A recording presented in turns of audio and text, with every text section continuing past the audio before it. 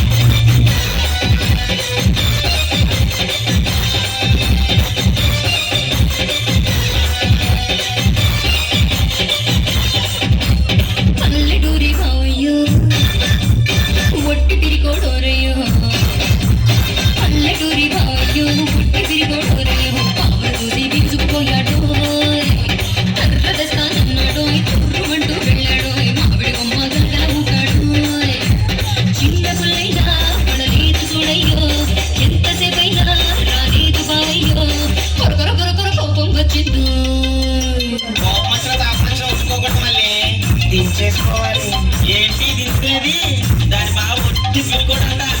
ఇక మళ్ళీ మీ బావ సంగతి మాకెందుకు, మావ సంగతి ఏంటో చెప్పు.